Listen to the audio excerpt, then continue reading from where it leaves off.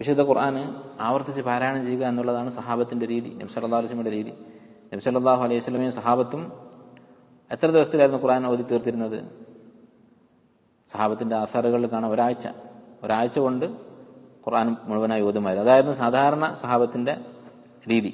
അത് കൂടുതൽ ഓതുന്നവരും കുറച്ച് ഓതുന്നവരും ഉണ്ടാവാം, പക്ഷെ അധികം ആളുകളും ഒരാഴ്ച കൊണ്ട് ഓതുമായിരുന്നു. അല്ലെ നബി സല്ലല്ലാഹു അലൈഹി വസല്ലമ സഹാബത്തുമായി ഇരിക്കുന്ന സമയത്ത് എഴുന്നേറ്റ് പോയി പെട്ടെന്ന്. എന്നിട്ട് തിരിച്ചു വന്നിട്ട് പറഞ്ഞു, എനിക്ക് ഓതാനുണ്ടായിരുന്ന ഹിസ്ബ് പൂർത്തിയായിട്ടുണ്ടായിരുന്നില്ല. ഒരു ദിവസം ഓതാൻ നിശ്ചയിച്ചിട്ടുള്ള ഒരളവുണ്ട്, അത് പൂർത്തിയായിരുന്നില്ല, അത് ഓതാൻ വേണ്ടി ഞാൻ പോയതാണ് എന്ന് പറഞ്ഞു. ആയിഷ റളിയല്ലാഹു അൻഹയെ കുറിച്ച് പറയുന്നത് കാണാം, കാനത്ത് തഖറഉ അക്സറ ഹിസ്ബിഹി അല ഫിറാശിഹ, അക്സറ ഹിസ്ബിഹ അല ഫിറാശിഹ. അവരുടെ ആ ഓതാൻ നിശ്ചയിച്ച അളവ് 1, 2, 3, 4 ഒക്കെ ജുസ് ഓതുന്നുണ്ടാവും ഒരു ദിവസം. അതെത്രയാണോ അത് ഓതാറുണ്ടായിരുന്നത് പലപ്പോഴും അവര് കിടന്നുകൊണ്ടായിരുന്നു. ഹാഫിളത്താണ്, അവർ ഖുർആൻ മനഃപ്പാഠമാക്കിയിട്ടുണ്ട്, കിടന്നുകൊണ്ട് ഓതുമായിരുന്നു. അപ്പൊ സഹാബത്തിന്റെ സമ്പ്രദായമാണ് ഒരു നിശ്ചിത അളവ് ഖുർആൻ ദിവസവും ഓതുക എന്നുള്ളത്. എത്രയാണോ നമുക്ക് സാധിക്കുന്നത്, നമ്മുടെ ഒഴിവ് സമയം അനുവദിക്കുന്നത് എത്രയാണോ അത്രയും അളവ് തീരുമാനിച്ചിട്ട് അത് പതിവായി ഓതുക എന്നുള്ളത്. അങ്ങനെ പതിവായി ആവർത്തിച്ച് ഓതുമ്പോഴാണ് ഖുർആൻ കൊണ്ടുള്ള യഥാർത്ഥ പ്രയോജനം നമുക്ക് കിട്ടുക. കാരണം ഖുർആൻ പറയുന്ന ഈ ആശയങ്ങൾ നമ്മൾ ആവർത്തിച്ച് കേൾക്കുകയാണ്. ഇപ്പൊ നമുക്ക് തിന്മകൾ ചെയ്യാൻ എന്താണ് കാരണം? നമ്മൾ ആഖിറത്തിനെ കുറിച്ച് മറക്കുന്നു. പക്ഷെ ഖുർആൻ ഓതുമ്പോൾ ഈ ആഖിറത്തിനെ കുറിച്ചുള്ള ആയത്തുകൾ ആവർത്തിച്ച് കേൾക്കുന്നു. നരകത്തെക്കുറിച്ചുള്ള ആയത്തുകൾ, ഇന്നല്ലദീന കഫറു ബിആയാതിന സൗഫ നുസ്ലിഹിം നാറ കുല്ലമ നദദത് ജുലൂദുഹും ബദ്ദൽനാഹും ജുലൂദൻ ഗൈറഹ. അല്ലെ, നരകത്തിൽ അല്ലാഹു തീ കത്തി തൊലി കരിഞ്ഞു പോയാൽ അടുത്ത തൊലി കൊടുക്കും.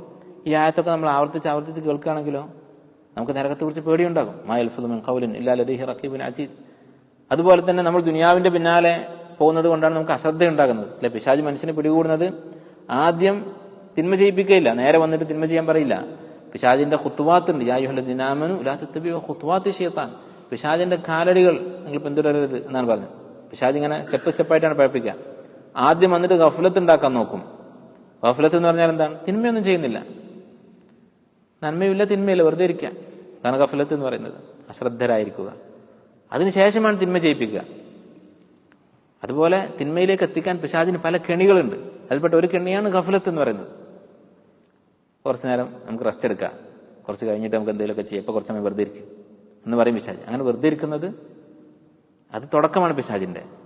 അതുകൊണ്ട് സഹാബത്ത് പറഞ്ഞത്, ഇന്നി ലഅക്റഹു റജുല അൻ അറാഹു സബഹ്ലല. വെറുതെ ഇരിക്കുന്ന ഒരാളെ ഞാൻ വെറുക്കുന്നു. ഉമർ റളിയല്ലാഹു അൻഹു ആണോ ഇബ്നു മസ്ഊദ് ആണോ എന്ന് ഓർമ്മയില്ല, റളിയല്ലാഹു അൻഹു ഒരു സഹാബി പറഞ്ഞതാണ്, ഇന്നി ലഅക്റഹു റജുല അൻ അറാഹു സബഹ്ലല. വെറുതെ ഇരിക്കുന്നത് കാണുന്നത് എനിക്ക് ഇഷ്ടമല്ല. ലാ ഫീ ശൈഇൻ മിൻ അമലിദ് ദുനിയ വലാ ഫീ ശൈഇൻ മിൻ അമലിൽ ആഖിറ. ആഖിറത്തിന്റെ പണിയുമില്ല, ദുനിയാവിന്റെ പണിയുമില്ല. ദുനിയാവിൽ ഉപകാരമുള്ള എന്തെങ്കിലും ജോലി ചെയ്താൽ മതി, അതും ചെയ്യുന്നില്ല, ആഖിറത്തിന്റെ ജോലിയും ചെയ്യുന്നില്ല. അങ്ങനെ വെറുതെ ഇരിക്കുന്നത് ഞാൻ വെറുക്കുന്നു. കാരണം വെറുതെ ഇരിക്കുന്നതിന്റെ അടുത്ത സ്റ്റെപ്പ് മാസിയത്താണ്. വെറുതെ ഇരുന്നാൽ എന്ത് ചെയ്യും? ദിക്റില്ലാതെ അമൽ ചെയ്യാതെ വെറുതെ ഇരുന്നാൽ അവന്റെ മനസ്സ് ഖാലിയാണ്. അവിടെ പിശാചിന് കാര്യം പറയാൻ എളുപ്പമാണ്. അതുപോലെ തന്നെ പിശാചിന്റെ പല കെണികളെ കുറിച്ചും കാണാം. സ്ത്രീകൾ പിശാചിന്റെ ഏറ്റവും വലിയ കെണിയാണ്. അതുപോലെ നോട്ടം, അത് പിശാചിന്റെ കെണിയാണ്. ഇങ്ങനെയുള്ള ഖുത്വാത്തിലൂടെയാണ് പിശാച് മനുഷ്യനെ പഴപ്പിക്കുക. ദാരിദ്ര്യത്തെക്കുറിച്ചുള്ള പേടി, അശ്ശൈത്വാനു യഅദുകുമുൽ ഫഖറ വയഅ്മുറുകും ബിൽ ഫഹ്ശ.